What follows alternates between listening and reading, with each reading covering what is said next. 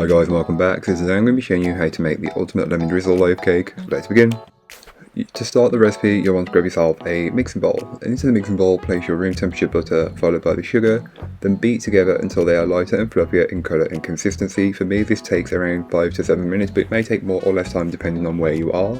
Once you find that the mixture has become lighter and fluffier somewhat, you can then go ahead and add in the lemon zest. Feel free to add it in with the butter and sugar, but I like to add it a little bit later. But again, this is just a personal preference and works well for me, but do what works for you. Then you can go ahead and start to add in your eggs one at a time, beating well in between each addition, and repeat the process until you've used up all of the eggs.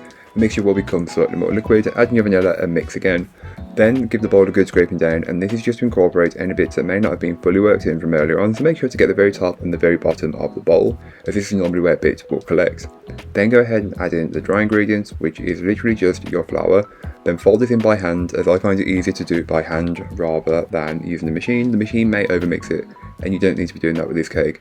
Once you have a clear cake batter like this, you can go ahead and transfer into a loaf pan which has been lined with some parchment paper, and fill it up, jiggle it around, get it as level as possible, then place into your preheated oven and bake it off. I will leave all that information in the blog post, which you will be able to find down below, so don't forget to check it out if you're interested. So just before the cake is due to come out of the oven, make the lemon drizzle. Simply place equal parts sugar and lemon juice into a mixing bowl and whisk together until they are combined. Once they are combined, set aside, but you'll need to work quickly as some of the sugar may not have fully dissolved into the mixture. Once your cake is out of the oven, take a knife and just stab holes in the cake, continuously. Then take your lemon drizzle and just brush it over the cake. Most people pour, but I find if you brush it over, you'll see where needs more of the lemon drizzle, and this is what works for me. So repeat the process until you're happy, then set aside. To finish the cake off, I'm making it even sweeter by making a glaze. So I take icing sugar, vanilla, and some milk, and whisk until I have a thick but pliable and kind of spreadable consistency. And you might need to add more milk, more icing sugar just to get the balance right.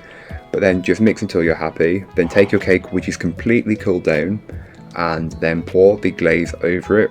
And then just spread and level it out. You want it to drip down the side a little, but not too much. You don't want it to be like a complete liquid.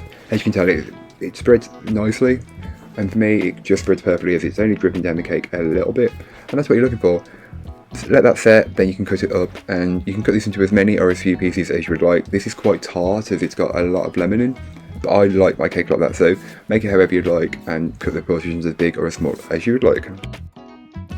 But that's all for today. I hope you enjoyed. If you did, don't forget to like, comment and subscribe for more from me, and I'll be back again soon with another recipe, so join me then. In the meanwhile, don't forget to check out the description. There'll be a link to this recipe, a link to my blog, and links to my social media. But that's all for today. I hope you enjoyed. Bye guys.